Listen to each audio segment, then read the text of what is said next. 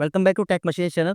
आज हम जानेंगे कि किस तरह से हम डायल वर्नियर कैलिपर के यूज़ से रीडिंग को कैलकुलेट कर सकते हैं किसी भी जॉब की। तो ये आपको दिख रहा होगा, ये डायल वर्नियर कैलिपर है। अब इसमें और वर्नियर कैलिपर में मेन डिफरेंस आपको क्या लग रहा है? तो आप नोट कर सकते हैं कि यहाँ पर एक डायल लगा हुआ है, क्योंकि इसके नाम में डायल किसी है, डायल वर्नियर कैलिपर है, क्योंकि यहाँ पर एक डायल लगा रहता है जो कि आपकी रीडिंग को और प्रिसाइसली आपको बताता है, आपको देता है।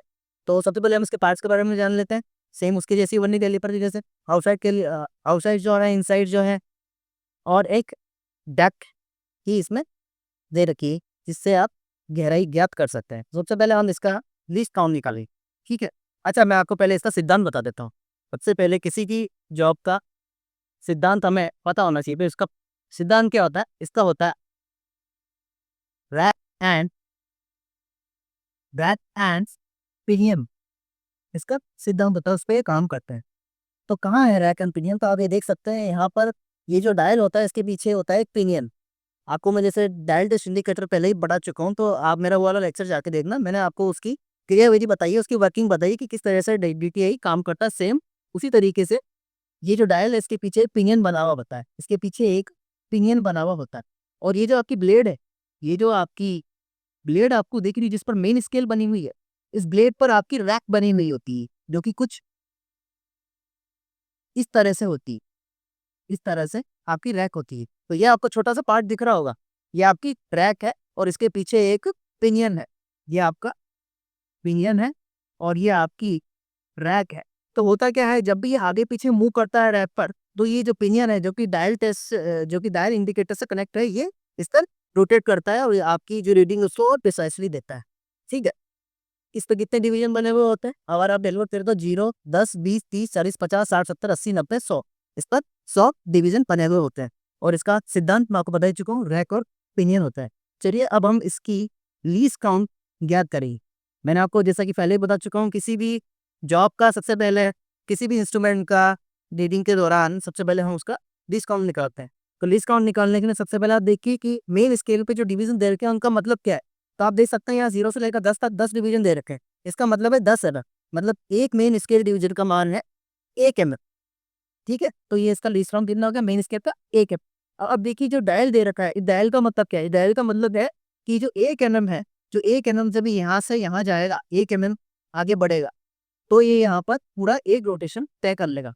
तो मैं बोल सकता हूँ कि जो डायल के 100 डिवीजन है, डायल के 100 डिवीजन है, वो है 1 mm के बराबर। तो इस डायल का 1 डिवीजन किसके बराबर हो जाएगा? 1 divided by 100 is equal to 0.01 mm, जो कि क्या है? इस डायल वर्नियर कैलिपर का लीस्ट काउंट। यानी कि ये जो एक डिवीजन है इसका मान कितना है? 0.01 mm।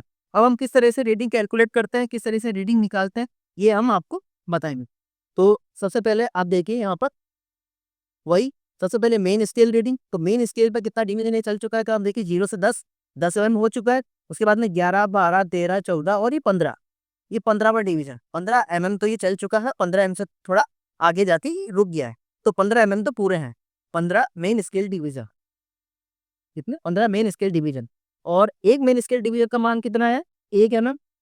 ठीक है, तो ये वापस से 15 ही आ जाएगा। अब आप इसमें प्लस कर देंगे डायल की रीडिंग को, कि डायल ये जो निडल है, ये जो निडल है इस डायल के कौन से डिवीजन पर मैच करते हुए आपको दिखती है। तो आप देख सकते हैं यहाँ 30, 30वें नंबर का, 30वें नंबर का जो डिवीजन है उस पर आपकी ये जो आपको सुई दिख रही होगी, ये 30। अब इसे इंटू कर दीजिए आप इस डायल के लीस्ट काउंट से, जो कि है 0.01 mm। जब आप इसे कैलकुलेट करेंगे तो आपके पास आएगा 15 प्लस 0.30, जो कि आपको देगा 15.30 mm इसकी रीडिंग।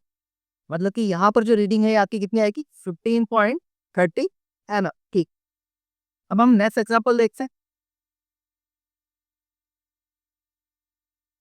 ये देख, नेक्स्ट एग्जाम्पल आपको दिख रहा होगा, जैसा कि पहले बार आपको बता चुका था, एक कौन सिद्धांत काम करता है? रैक और पिनियन पे। तो ये आपको रैक दिख रही होगी यहाँ पर, ये देखिए, ये यहाँ पर रैक बनी हुई है इस तरीके से, और डायल इसके पीछे माउंट है। रैक आगे पीछे मूव हो रही है, इस वजह से डायल भी जो है वो मूवमेंट आपको बता रहा है। लीस्ट काउंट यहाँ पर पहले से ही दिया हुआ है, अगर किसी को निकालना नहीं आता तो वहाँ यहाँ देख सकता है, हर इंस्ट्रूमेंट पे दिया हुआ होता है। चलिए रीडिंग कैलकुलेट करते हैं। सबसे पहले आप देखिए मेन स्केल पे कितना डिवीजन चल चुका है? भैया 60 mm, 60 के बाद में 61, 62, 63, 64 एंड 65। 65 डिवीजन ये चल चुका है, यहाँ पर ट्रैवल कर चुका है। तो 65 डिवीजन इसमें मेल स्केल में, तो आप इसे इंटू कर दीजिए मेल स्केल के लीस्ट काउंट से, जो कि कितना था 1 mm।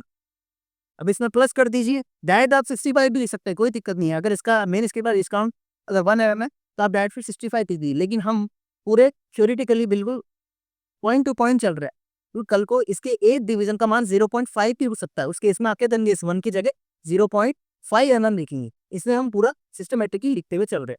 अब आप देखिए कि डायल का कौन सा डिवीजन है जो भी मैच करते हुए दिख रहा है। ये जो निडल है कहाँ जा रही है, तो आप देखिए 20, 21, 22, 23, 24 एंड 25, ये 25 पे मैच करते हुए आपको दिख रही हो। ठीक है, तो आप लिखिए 25। अब इसे इंटू कर दीजिए इस डायल के लीस्ट काउंट से, जो कि कितना था 0.01 है। और आप इसे कैलकुलेट करिए तो 65 प्लस 0.25, ये आपको कितना देगा 65.25 एनम। ये रेडी कर, ठीक है। चलिए नेक्स्ट एग्जांपल देखते हैं डायल कैलिपर का।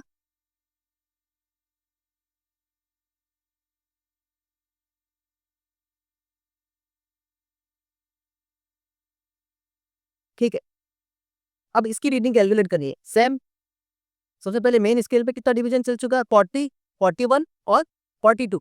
यहाँ पे आपको दिख रहा है 42, तो यहाँ मैंने लिख दिया 42। इसमें प्लस कर दीजिए क्या डायल का कौन सा डिवीजन जिसपे ये निडल आके रुकी है, तो यहाँ आपको दिख रहा है 60 नंबर, 60 वाले 60 डिवीजन ऑफ डायल।